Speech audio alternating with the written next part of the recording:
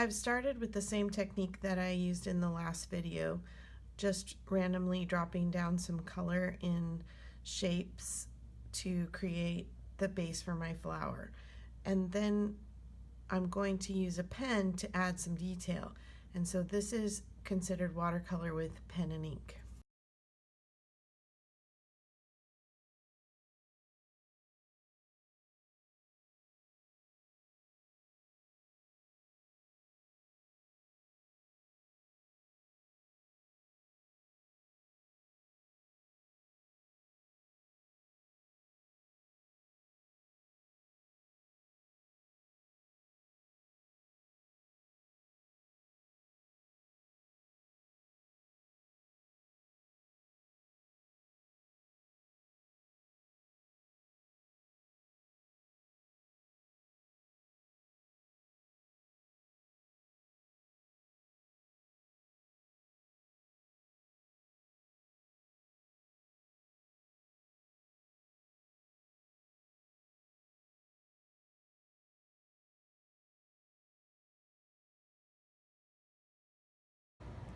So I've just added some doodles really, and it's just added some detail to the picture, and it makes it fun to create just a little bit different look than just the watercolor. Another thing you can do is paint the watercolor flower and then go over it to add actual detail to the flower, and I'll show you that real quick just here on this side of the page.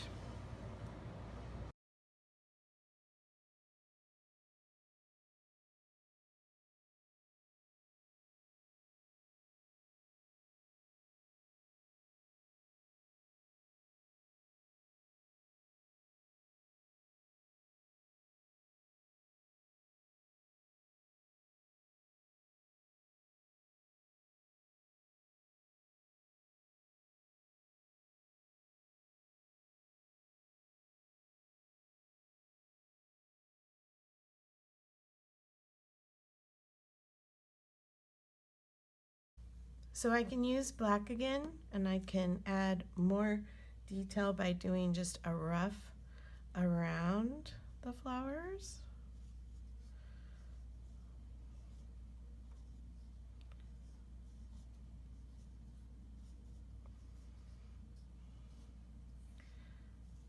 And actually it looks kind of cool if you're not, precisely on the lines.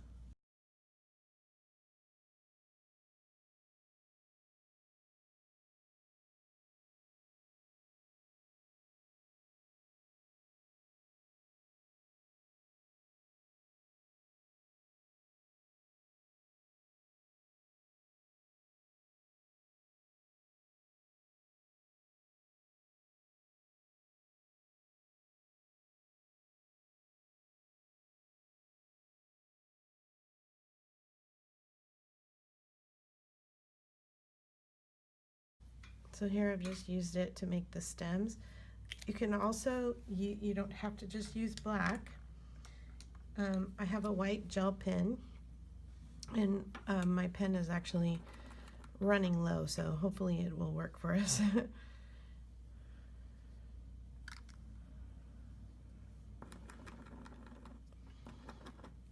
It's not wanting to cooperate. There we go, maybe.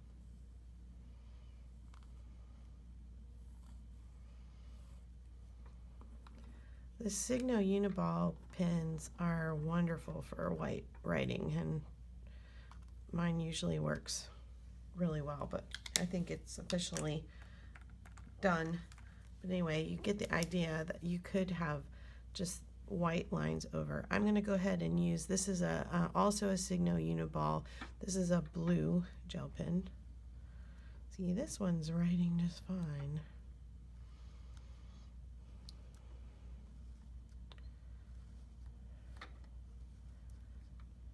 So I'm just kind of following the shape of the flower and doing these doodle marks.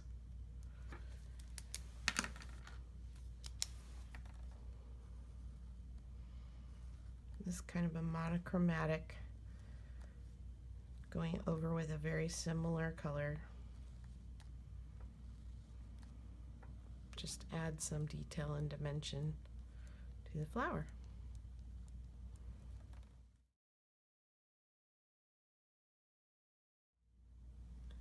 Another pen and ink technique you can use with watercolor is to actually draw your picture first and then paint it in, like in a coloring book.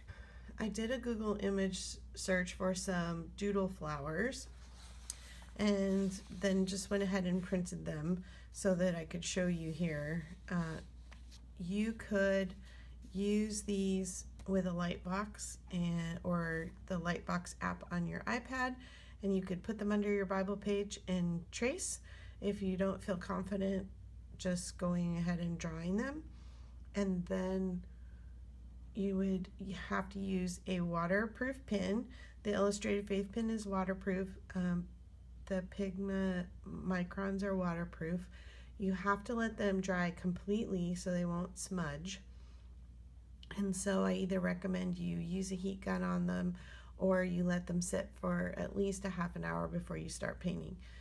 So this just gives you an idea of something you could start with, and then you could combine some of these on your page and go ahead and paint them in. So I'm going to do that here with some of these doodle flowers right now.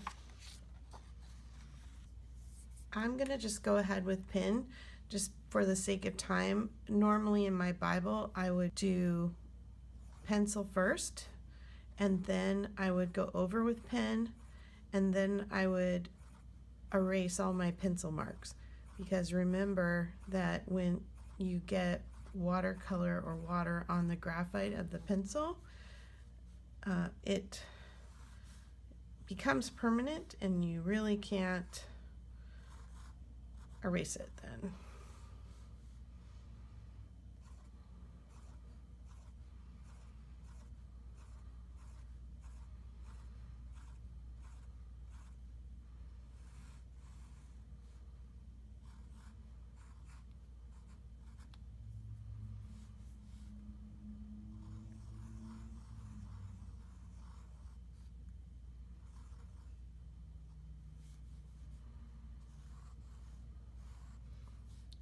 These flowers are great to start with because they have kind of a scribbly look to them anyway, so you really can't mess them up.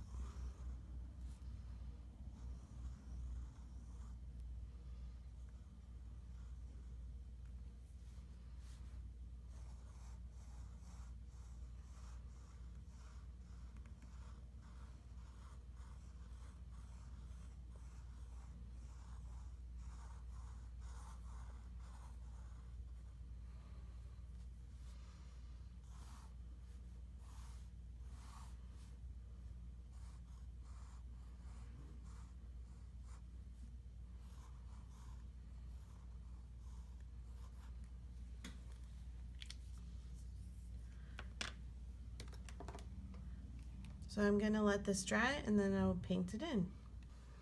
Now remember, you don't want to paint things next to each other if you don't want the colors running together. So I'm going to paint sections and then skip around a little bit.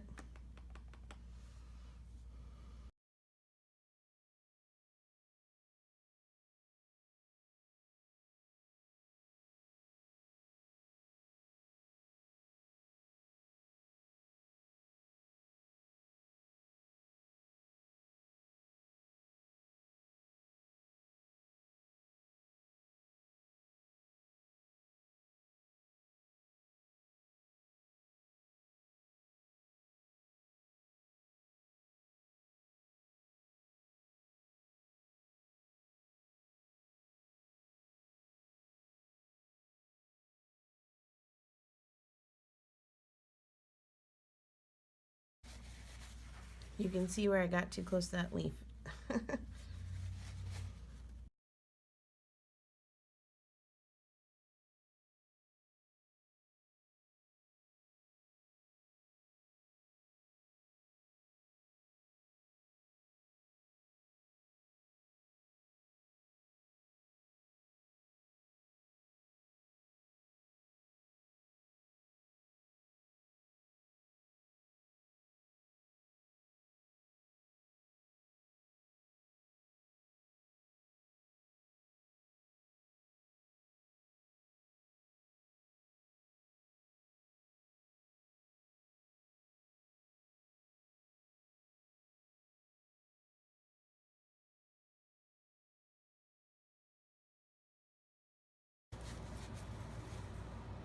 I rushed it for the video, and so my colors are blending a bit into each other.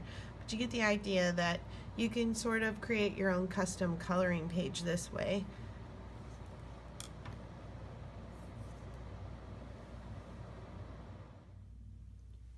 So one more technique is to lay down shapes and leave a white margin between each piece you lay down. Let me show you real quick how we might do this with leaves and flowers.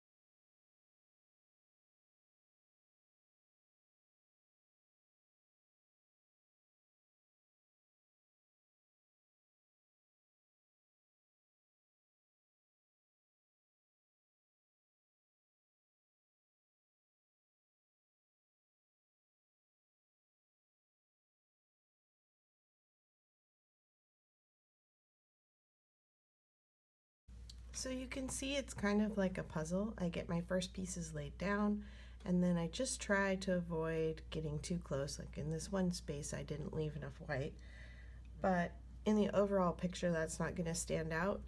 I can go ahead now and drop in more colors to kind of make it more dynamic, and then I'll show you how to do this on a flower and a succulent.